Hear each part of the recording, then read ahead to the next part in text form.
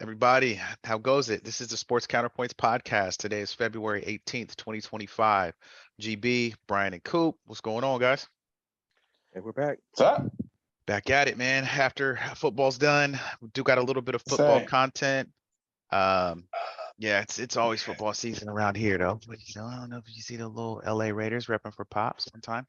But anyway, doing that. So we'll talk that. We'll talk the NBA All-Star game from a theoretical standpoint, because not one of us watched a minute of it. And then also Warriors and Lakers, just because of our demographics for where our people is. So let's do it, man. Starting with, I wanted to get your guys' take on the Hall of Fame class for 2025. And then in the future, we can actually talk about who's eligible now for their first year of eligibility for next year. But I thought it's a pretty solid class, man. You got Eric Allen, cornerback, played for the Eagles, played for the Raiders. Jared Allen played for hella teams, but I remember him most with the Vikes. Man, me too. Minnesota, yeah. Yeah, with Minnesota, absolutely. Antonio Gates with the Chargers, of course, I remember him dominating in our division for years. And Sterling Sharp from the Packers, man, which makes him and Shannon the first brothers into the Hall of Fame. So just want to get your guys' thoughts on those players, man, and any memories you got and kind of what you think. Well, what's the first one? Go with Jared Allen since he was a Viking, Brian. Yeah, well, I mean, just overall, I think this is a great class. It's weird that it's, I don't know if it's always just four. I thought it can be more. It's just a matter of if they get the votes or not. But I'm not 100% on that. But all four of these players absolutely deserve to get in. Sterling Sharp has been kind of on the precipice for a long time. He actually had to wait till the senior selection to get it, which is where it's a different pool. Which happens a lot with wide receivers. But with Jared Allen, look, yeah, he's played in other places. He played in Kansas City. He played in a couple other teams late in his career, but mostly he was a Viking. And he was awesome. He was a lot of fun to watch. He was, him and his calf roping celebration after he got a sack. They're all going to the hall. I think he absolutely deserved it. 15.5 sacks in one season, all pro in 2007 and numerous other seasons, player of the year voting in 2011, defensive player of the year voted in 2011. He absolutely deserved it. He was a lot of fun to watch. I'm glad that he decided and made it clear that he wants to go in as a Viking, which I appreciate, because he should have, but he could have said Kansas City. It wouldn't have been wrong, except for Viking fans, but I'm glad to see that he wanted to go in as a Viking. Jason, you have any thoughts on him? Yeah, Jared Allen, very good player. Last couple of years career, you kind of throw out when you're with Carolina and with the Bears, but during the prime of his career, mostly with the Vikings, a little bit with KC too. I think when he was at KC for 4 seasons, he only had double-digit sacks one season in KC. He made his name playing with the Minnesota Vikings. One year, he even had 22 sacks. So well-deserved, definitely a feared defensive lineman, and 144 careers, 136 career sacks. Kind of how do you say no to that? You kind of been wrecking havoc for a lot of years to kind of amass those type of stats. So good for him, and I have really no dispute of him getting in the Hall of Fame. Definitely. Yeah, he was a beast, man, the whole time. And seemed like a fun guy, brought a lot of energy to the team. I watched a lot of his games because I was with Brian all those years. So, hey, respect, man. Definitely. What about the other Allen, Eric Allen? Played for the Eagles and played for the Raiders. I obviously remember the Raiders stints, but. Yeah, I don't know him as well, but I know that he had the one season where he had like 4 or 5 pick sixes in one season, which was, pretty awesome. But I other than that, I know that he was very solid. He was, a big play corner more so than he was a shutdown corner. So, but I always remember him being someone that you had to worry about if he was on the other team, because he would make the big plays. You threw his direction. You weren't worried about never being able to get a completion. You were worried that he was going to get a pick and run it the other way. Yep. Yeah, Eric, the only thing I remember about him is he was with the Eagles and he had green eyes. That was the only thing I knew about that guy. I never knew he played for the Raiders. I didn't remember that. And I found out that he played for the Saints too. I didn't know he played for the Saints for 3 years. I just remember his career with the Eagles when he played when Randall Cunningham was there and Reggie White. He was a good cornerback. I never knew him as a shutdown corner. I never knew as a person that was, feared. But yes, he would take one back to the house. But other than that, I don't know. He got in the Hall of Fame. I guess he's a good guy or whatever. But I never if I think of the upper echelon, I guess corners, his name never shows up. I'm not, mad he got in. I really don't care, but I never thought he was a Hall of Fame player, but a very good one. And he got in, so good for him. Got it. Yeah, Yeah. five picks as a rookie, 54 total for his career. Led his team multiple times in interceptions. Like you said, he had 4 pick sixes in 1993. So yeah, a good year. I remember too because he's with the Raiders as 2-1, and then also he's in the Raiders media now. So we see Eric Allen a lot. I've seen him in games too. Like he's one of the Raiders media guys. So shout out to him. Antonio Cool. Gates Yeah. behind So Gates. Antonio Gates is one of my favorite tight ends, and here's the reason why. When I first kind of started getting serious about fantasy football, I took Antonio Gates in like the 3rd or 4th round. This is a time when everyone picked tight ends dead last. They didn't do anything. And I got clowned like you would not believe from all the people in my league. Eric German in particular. He and I made a side bet for the total cost of the league back then on whether or not Antonio Gates would be any good. We had some type of like points for the season. Anyways, he was outstanding. Outdid most wide receivers that year. Got tons of touchdowns, even more yards. And made me not only I think I won the league that year, but I also won a lot of Eric's money, which was a wonderful result. So because of that, Antonio Gates has always had a special part my heart because the dude just always performed. I mean, he was rock solid for the prime of his career. You would take him in the 1st or 2nd round. That's not uncommon now. But back then it was unheard of. He was the beginning of that. You had Tony Gonzalez, who you would still take kind of middle because he was always good and he was consistent. But he was not a wide receiver putting up wide receiver numbers consistently. There's been Gronk since, and obviously Aaron Hernandez, and all types of people. But it kind of started with Antonio Gates from a fantasy perspective. That's a good take. Coop. Yeah, well, Antonio Gates. Yeah, I never heard of the guy until he was killing in fantasy football. I'm saying with Brian, I actually had him on my team. With a year, I had Tom Brady when he threw all those touchdowns to Randy Moss and won Super Bowl. And also, I won that league that year. Antonio Gates helped me. I never looked at Antonio Gates as a tight end. I looked at him as a big wide receiver. I never saw him block anybody, but I did see him catch a lot of passes. And so, it's well deserved. I mean, he was very good tight end. I don't consider him a complete tight end, but always consider him a big wide receiver. And like Brian said, he was putting up better stats and had better hands than a lot of wide receivers that were playing in the NFL. So as a tight end, over 11,800 yards, over 950 catches. I mean, you got to put that guy in the Hall of Fame. I mean, it's a no-brainer. And he changed the way people scouted tight ends because he was the one who, before then, people were decent at other sports. Right. He was a basketball player who got recruited to play football player because he was so tall, big, and basically they were like run 8 yards and box out the guy to get the ball. Yeah. Like that was literally the offensive scheme. He later learned how to run better routes, and there was maybe a 30 for 30 or something I was watching about like how he had to learn how to actually run routes. Initially it was run a 5-yard out and box out, run a 7-yard out and box out, and then they started him on post patterns and more different on the tree route. I'm glad you brought that up. I'm glad you brought that up because that was one thing about Antonio Gates. Before he caught the ball, it's like he always boxed out. He boxed out, he cleared out his man, then he caught the ball. He did that a lot. It was natural for him. So yeah, I'm glad you brought that up. Yeah, and after him, they started scouting. I mean, if you look at it, there were next few years because of his success. They're like, oh, that's center. You can't play basketball. But you can come play football because you're 6'5", 6'6". Yeah, I remember. It didn't work out. He was, he's there's some that did, but most of them did not. And Antonio Gates proved that he was obviously one. Yeah, Antonio Gates kind of led that whole basketball to because that's what happened to Jimmy Graham with the University of Miami. Then went to the NFL. He was a basketball player, 6'7", and he was strictly a red zone threat in Miami. Just a red zone, just get there, clear out some room, and catch the ball, and that's what he did.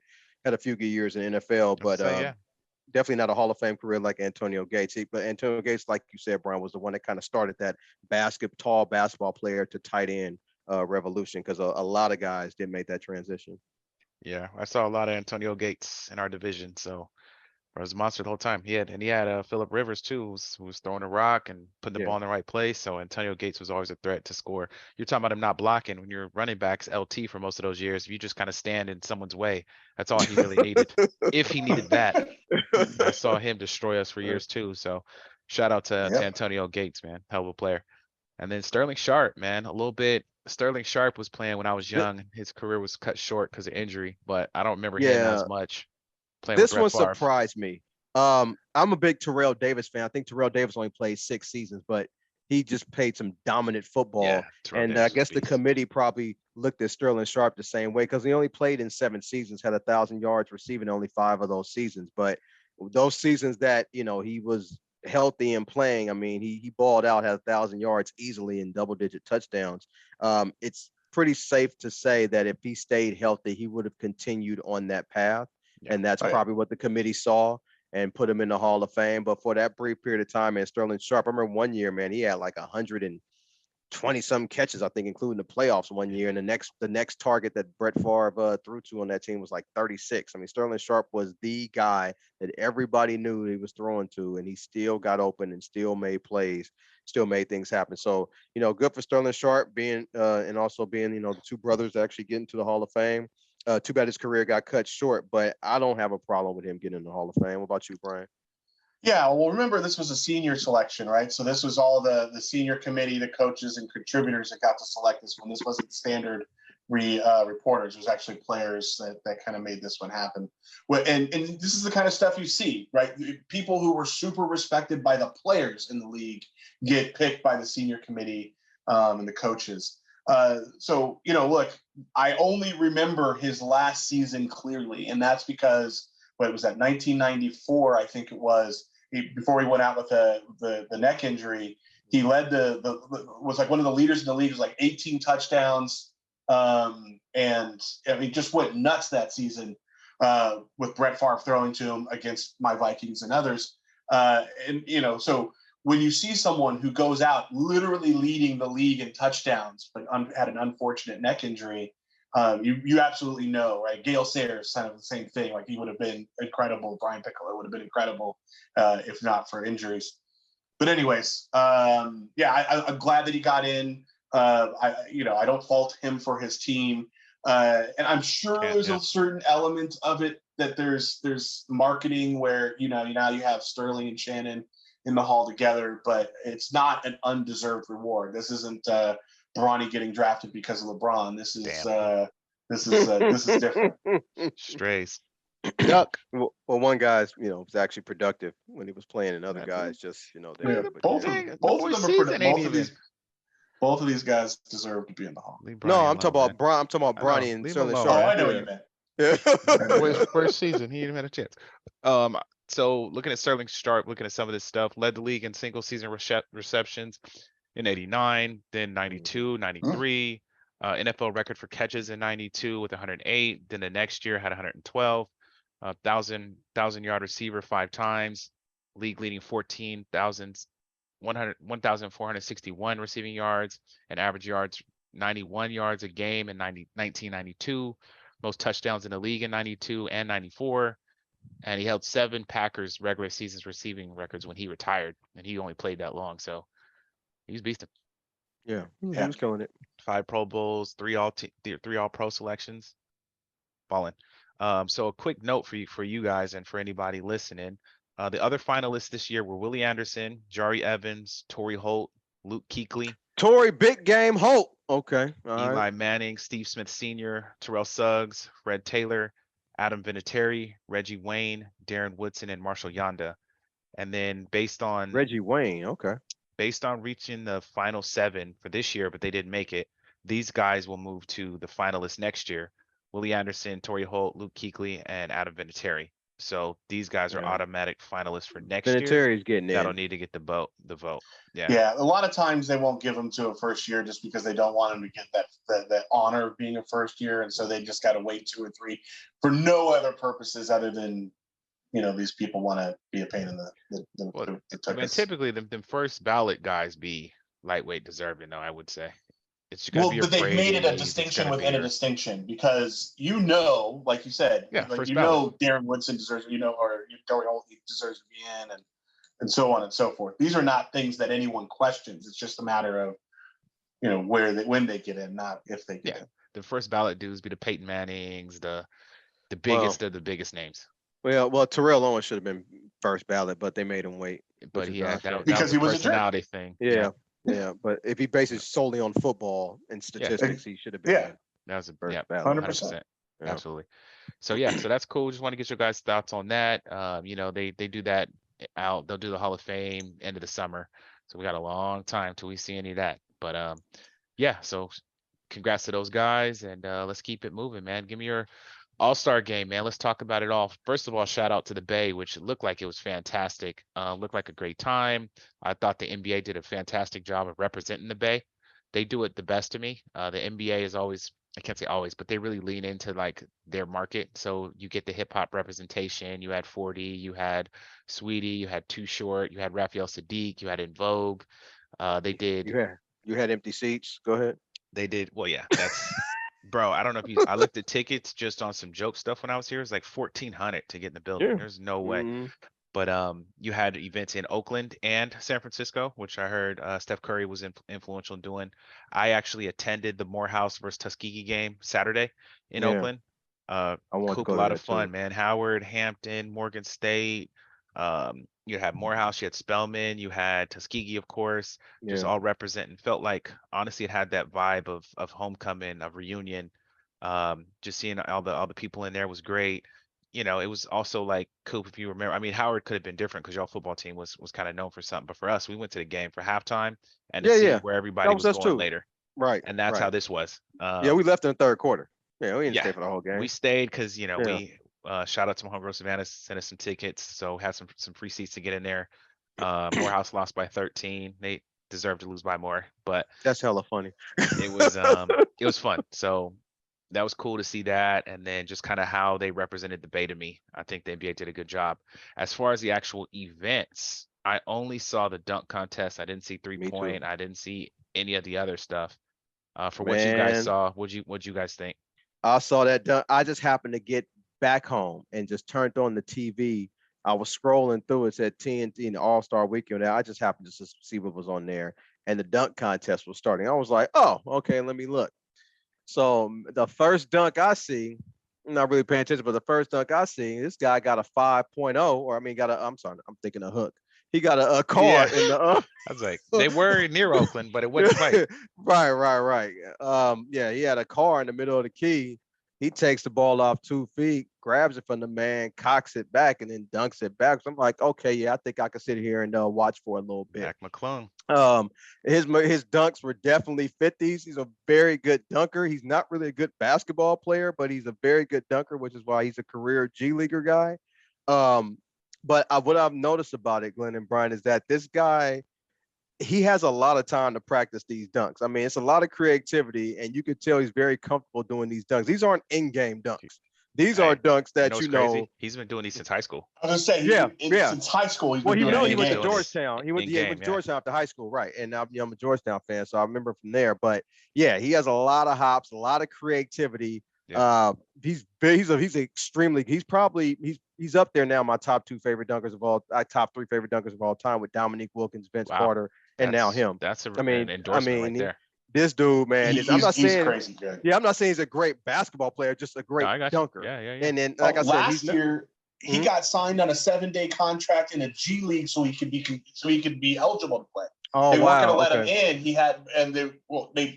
The league wanted him in, but they couldn't justify it. Yeah. So he got signed on a short deal with a G League team just to compete in the dunk contest. Yeah. And then they wrote in the rules that the champion can always come back for him, essentially. Okay. Because he's that exciting. I mean, the dunk contest has sucked for a really long time. Well, the thing is, he takes it seriously too. That's the thing about it.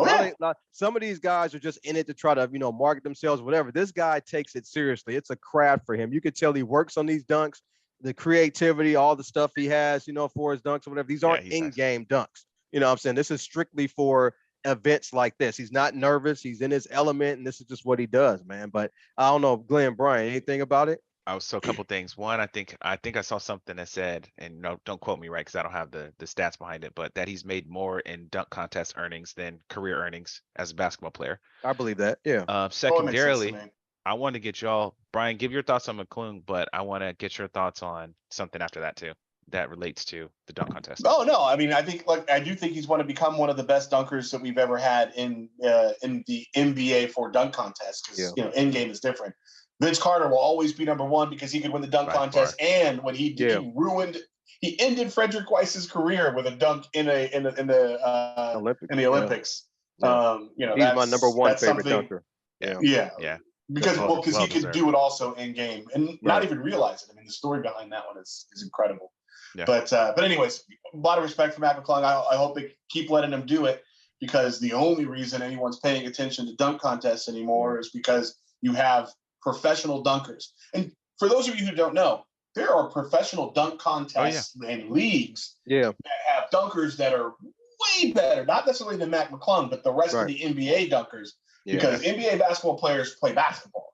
And then they dunk when they get an opportunity to. These professional dunkers, this is all they do all day, every day. They become great at it. Yeah. And at some point in time, I bring them in, let them do it. I was gonna ask, people want to see cool things. Like people don't necessarily watch the dunk contest because they want to see it's all young guys now. Days of Kobe and LeBron and all those folks ever do it. That's over. Yeah. So it's all rookies anyway. It's all people we don't know the names of anyway. So whether it's Mac McClung or whoever Spider-Man is or all these different street ballers, let it be. That's a good idea.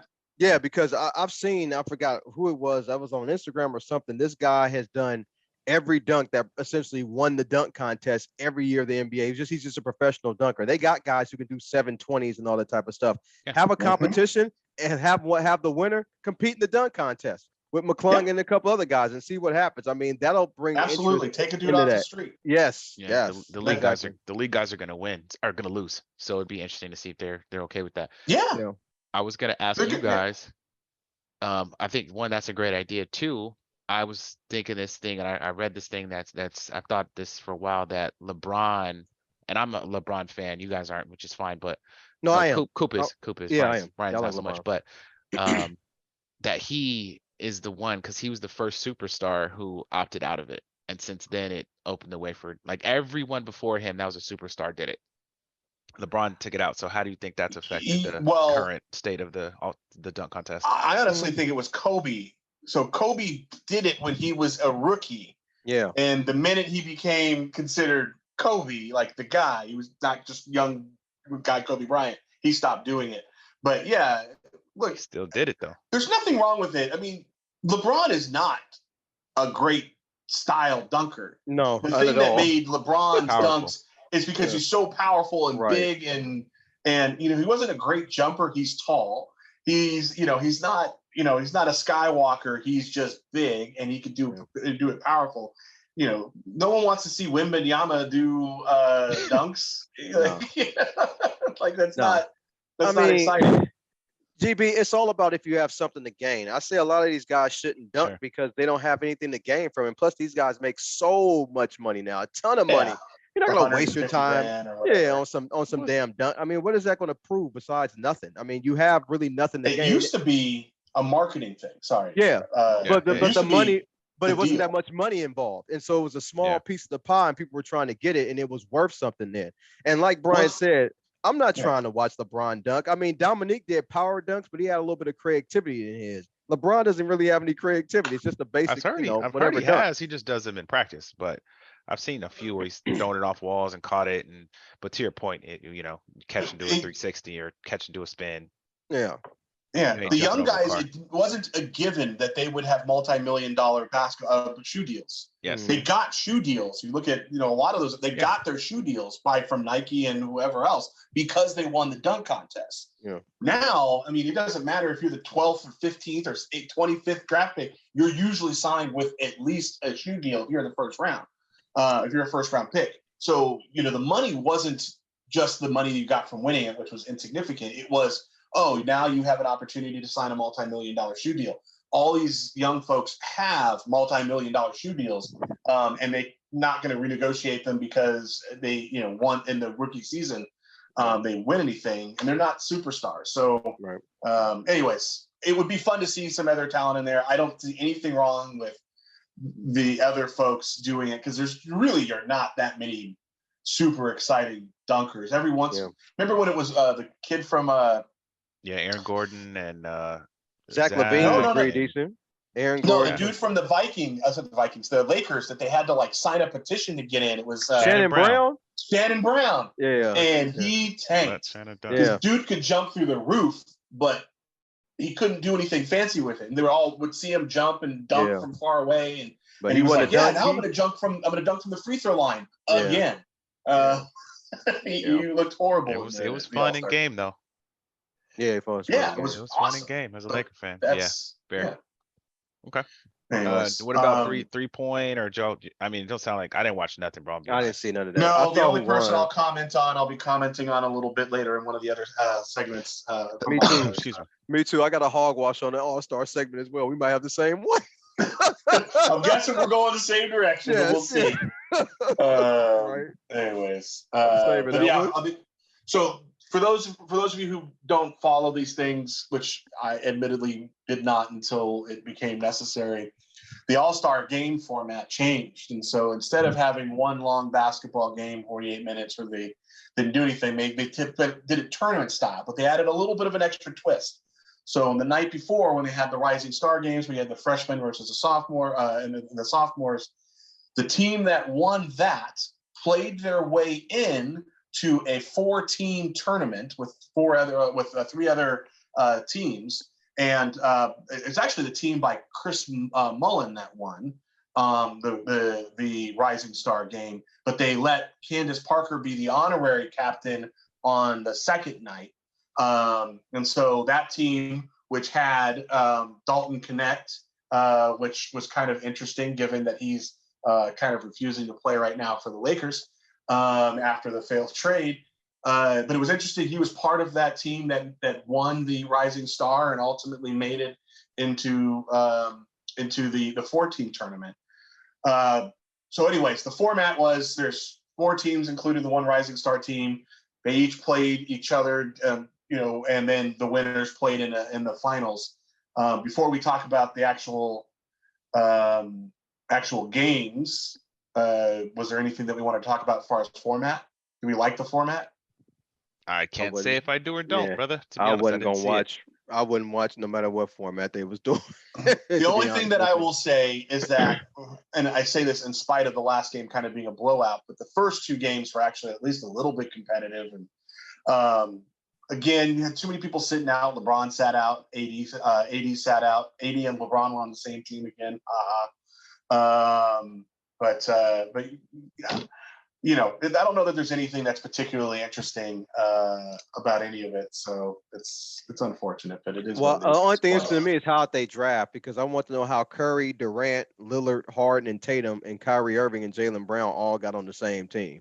I want to know how that happened. Now that team was the team that won. That was Team Shaq. That's the team that won the entire thing. But I mean, you got first and second team all NBA guys all on one team, 7 guys. I'm not sure how that happened. To your point, they probably, because if you had the Rising Stars and all that, they were trying to set the teams up in a certain way, it sounds like. I don't know. They played Team Chuck. Now Team Chuck had Karl Anthony Towns, SGA, Jokic, Donovan Mitchell, Siakam, Victor Wembanyama, Trae Young, and some guy named Sagoon. But I mean, you look at Shaq's team, man. Those are all NBA players right there. So all on the same team. So no surprise they won. I did see Damian Lillard put in work and Curry put in work as well. Curry won MVP as he should. Cats always trying to do it in their city, so I'm rocking with it. Okay. Any other thoughts on the All-Star? No, like I said, I thought it was a little bit interesting to see Dalton Connect play in that game after saying that he could not play for the Lakers and needed more time to digest the trade. Like, bro, it's a business. Right. But, right. I'm gonna need for you to get over that. Yeah. Other than that, I didn't see much, and I didn't watch it, and didn't see much of interest in it. If he wants to get let go again, all he has to do is slap Rob Pelinka. I've already said that. He can get out again. Be good. Hilarious. It's kind of a good segue. We talked about Curry. We talked about Connect. You guys wanted to kind of look at some thoughts on the Warriors and Lakers. Yeah, just so I'll start with the Golden State Warriors. They're 28-27. They're the 10th seed. We are at the All-Star break, so approximately halfway through the season, probably a little bit more than halfway through the season. They are at the very bottom of play-in right now, so they could easily try and get into a non-play-in situation, which is 3 seeds up, or they could fall out to Phoenix Suns and San Antonio Spurs, who have talent but haven't done it yet. Jason, I was just curious on this one. Do you think that they rise now that they got Jimmy Butler and get into contention and out of the play-in games, or fall out of the playoff picture entirely? I think they rise because I'm looking at their schedule right now. You got Sacramento's, you got Charlotte's on their schedule. You got Brooklyn's, you got Charlotte again, Portland, Sacramento, Toronto's, and New Orleans. They don't have a murderer's row of good teams that they're playing to improve their standings. They got San Antonio and Portland maybe 2 or 3 times. Houston, so I think they improve, and I do think they're not in the playing game. I think this is go time for them. They got Jimmy Butler. They feel they have some momentum, so I think they at least rise to the 5th or 6th seed, and they will not be in the play-in. How about you? Cool. I don't know. I think they're going to end up still in the play-in, but I do think they stay in the playoffs. This is not a knock on them. This is mainly, one, they're playing regular teams that they should be able to beat. 2, you have a supremely motivated Curry who is still playing exceptionally well. And a Jimmy Butler who's going to be on an FU mode for the rest of the season because of everything that went with the Heat. And FU Jimmy Butler is amongst the better players and at that period of time in the league. And then, you get him into the playoffs, and he's one of those guys that has a different mode, a different level every single time he gets to the playoffs. So I think they're dangerous. So I think they get into the playoffs probably through the play-in. And that's just because I think some of the other teams, I mean, it's very competitive at the top of the Western Conference, which we'll talk about in a second. So I do think that the Golden State Warriors hang in there, get into the playoffs via the play-in still. The Lakers, I think, the Lakers are kind of a more interesting situation. They're in the 5th seed, but they are 3 games behind Denver Nuggets to be the 3rd seed. And they are 3 games ahead of the Minnesota Timberwolves, who are the 7th seed and in the playoffs. So they're literally right in the middle of being able to either go up and get home court advantage for the first round, or fall out and going back into the play-in games where they've been for the last couple seasons. So Jason, what do you think they do? Oh, I want to go with you. Coop, you can start this one. Yeah, I want you to start this one. Well, so I actually think that they're going to fall into the play. I actually think they're going to revert, and the reason was the Utah game showed me something about this team, which I know everyone thinks I just don't like Luka, but there's a reason why. He plays literally no defense. Yeah, that's and in that Utah game, in the second quarter, I mean, he stopped playing defense, and the rest of the team, it had a look. I know it was the game right before the All-Star break, and I hope I'm wrong about this because I think that they could do some decent work if they actually coalesce as a team. But it looked like the team watched Luka do nothing, and they were like, well, why am I going to do something? And they played almost no defense for the rest of that game. It was pathetic. It was frustrating to watch as a fan of basketball and a fan of the Lakers. And I'm worried that is the kind of mentality that permeates a team like this that doesn't have a championship pedigree, because, the championship pedigree is LeBron. That's it. That's the whole pedigree right there. And I just don't think he's the same. He doesn't have the same leadership qualities that he used to. People don't look at LeBron as a leader. People look at LeBron worried about whether or not they're going to get cut, or whether or not he's honest about it, because they're like, oh, you and AD were boys. He's gone. People who were his friends. So I just don't think he has that same cachet. I think that's a problem because they need to play defense to win. They're very good when they do. They're very, very good. And AD was outstanding at defense. But Luka, his I don't want to play any defense mentality can wreck a young team, and that's what this is ultimately. Yeah, I think the Lakers are in the playing game. I think the playing game is from 7 to 10. I think Yep. that's the range that they're going to be in. I just think with a guy like Luca on the team, it's going to take a while to gel to his playing style, and like you said, to him not playing defense. So, uh, yeah. I mean, if you ask me, are they going to go up too far? No, I think they're going to be in the playing game. Now, could they make noise in the playoffs and figure it out? Yes, but I still think they're going to need to be in the playing game to actually make the real playoffs. I don't, I'm not a fan of that whole Luca thing. So Yeah, I don't Me know. We'll either. see. you guys have been very vocal, Um, and you've not shifted Look, as it's typical. hard to argue with our point, at least, when 3 games in, Luca literally went back to being a turnstile on defense. There's a reason why Dallas got rid of him. There's a reason why he's here, and there's a reason why he's not the person you want leading a young team. Yeah. And like I said, people are going to go like, are they really a young team? Luca's 25, Rui is 27, Jackson Hayes is 24. Tread Jamison is 25. Dalton Connect is 23. Christian Coloco is 24. Austin Reeves is 26. Old by that. Jared Vanderbilt, who I thought was much older, is 25. Gabe Vincent is 28. He's an old man, I guess, in that team. The point being is that this is not a team filled with veteran leadership that can fight back a young locker room that goes the wrong way. And that's a problem. And In my plus the opinion. plus the NBA is not about just getting a star. It's about getting the right star. And Luca's not the right star to build a team around. He's just not. Just like Carmelo wasn't the right star and a lot of other players. So yeah, All right. I mean, you can make first, second Chuck's team gonna All be in NBA. Chuck's gonna be in the comments going, you guys really hate him that much? Yeah, he made a good point. Like, Shout out to Chuck. yeah, word. All right.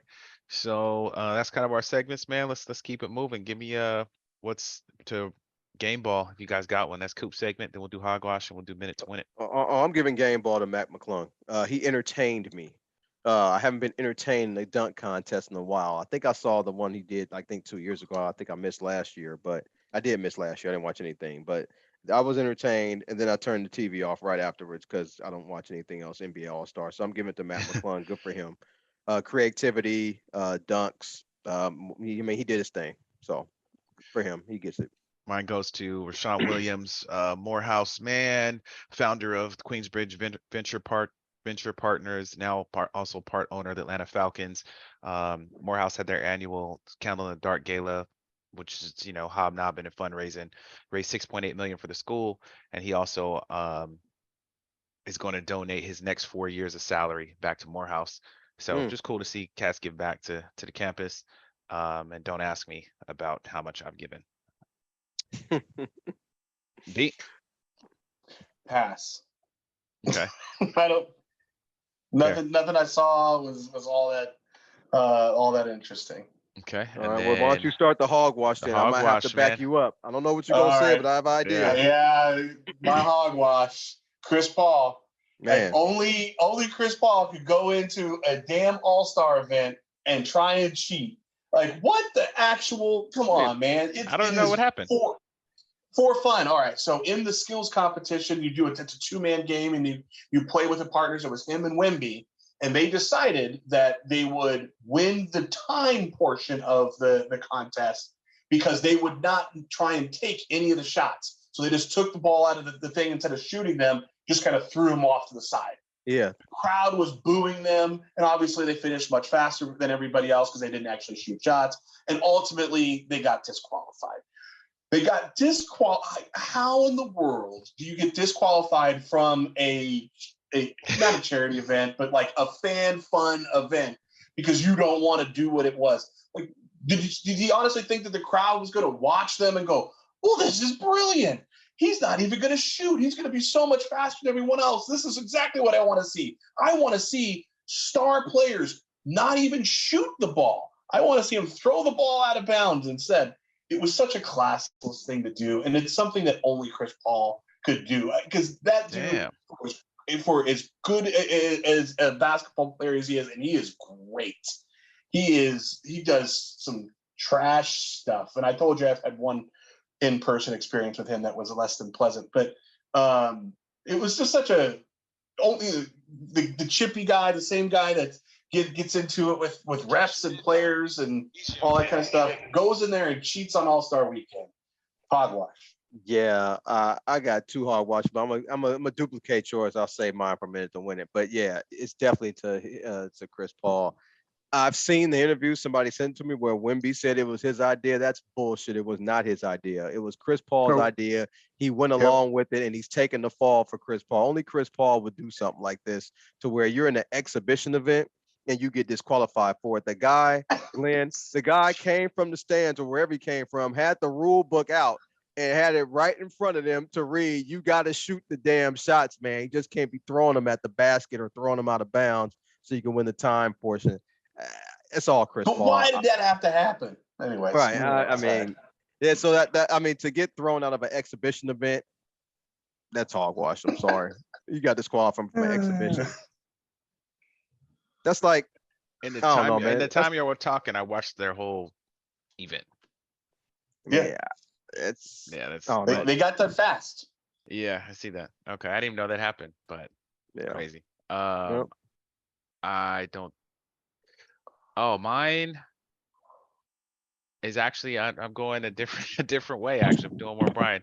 As part of this, so I'm on a jury right now, and I'm gonna give it to us as Americans, man, for not like. We'll talk about how systems don't work, and then when it's our chance to participate, we do everything we can to not do so. I saw plenty of people who they're asking, can you be unbiased? And they said, absolutely not. I was like, wow, really? Thank you to the American public. Yeah, so it was interesting. I mean, you finally got them, but I don't think we needed 3 weeks of trying to select when we could have just. Are you on it? I am. So you're moving forward. Yeah, so that's mine. We get a chance, voting. I'm not gonna vote.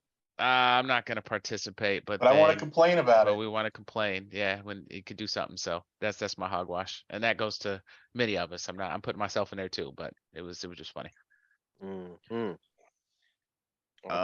So last segment is everybody did that. Then we got minute to win it, man. Mine is always is just thanks for everybody. I didn't have anything else. Just thank you all for listening, and we really appreciate it. Mine is going to be against your team, Glenn. I just found out this yesterday. The Raiders made Chip Kelly the highest paid coordinator in NFL at $6 million a year. I want to know what the hell they were thinking to make that happen. Highest paid coordinator. Get what you want, Chip. It makes me think now, did Chip Kelly really want the job, or did he just take the money? Because it's the same guy. When he coached the 49ers, they had the worst season statistically in the history of the franchise. It's really serious. We can look that up. Yeah. Chip Kelly to me is the guy that kind of bounces around. He's like an NBA player. He kind of bounces around from place to place. So I don't know. I hope it works out for you. I just thought that he's not worth $6 million to be the highest paid coordinator in NFL. But we'll see what happens. We didn't make him a coach. He's a coordinator. He's coming off fresh off a championship. I mean, like I said, I hope it works out for you, but I just thought that was just some BS. That could have been a hogwash, but I'm saved it for a minute to win. So I can talk about Chris Paul. It's all good. B? It's all good. Go ahead, close it, B. No, I was at a restaurant yesterday with my youngest son and my mom, having a little lunch and just glancing at the TV, and then breaking news popped up, only to see that a plane had crash landed and ended up upside down. Big fireball, for those of you who got to see the video of it later. Luckily, everyone in there survived, and only about 18 people were injured. But this is, the 4th or 5th major flight-related incident in the time since the beginning of the year, approximately around January 20th. Or since the president took over. Yeah. Oh, January 20th. Okay, sorry, not 20th, but when he took over. Anyways, it is so to have that jackass, sorry, Glenn, then come out and say the things that he says, and this is a DEI issue, and we're solving it. We're firing all the DEI hires, except for all these things are happening after you've done that. And then one thing that actually happened related to the previous crash in Washington, D.C., he was asked if he was going to go and see the crash site. He, lives in a big white house in Washington, D.C. And he says, what, you're expecting I swim there? Like, as cold, 64 people perished in that thing, and he wanted to make a joke about it, showing absolutely zero empathy. It is beyond disgusting and embarrassing to live in this country at this point in time. And you see people. I watch BBC and use that as my news source because even CNN's kind of jacked most of the time these days. And it is so sad.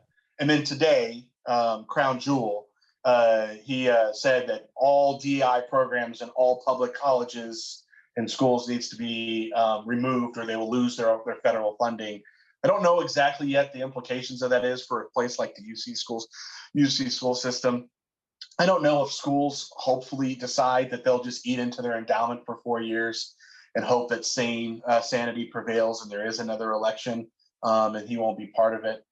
But every day since he became the president, and even some before, he has darkened the world just a little bit more. So my heart goes out to all those people who have both perished and survived the crazy circumstances around these flights. The people who lost their jobs, even those that were asked to come back in the nuclear program where he didn't even know he was firing. My heart goes out to all of those people who are impacted by the stupidity that is our president right now. Yeah, the airport I flew into when I went to Canada. Shout out to all the people I met, people I know up there. Flight was coming from Minnesota. To Toronto. Yeah. Right. So just many connections. And just, yeah, thankful and paired up, man, for everybody flying. For anybody who might be a parent of one of the hosts of this show, don't worry too much. We'll be safe. So don't worry too much. That was for a special lady in Sacramento. We'll be all right because I know Brian might scare you. Love you, God. Love you all. Thanks for listening, checking us out. This is the Sports Counterpoints podcast. It's February 18th, 2025. We'll see y'all soon. Peace.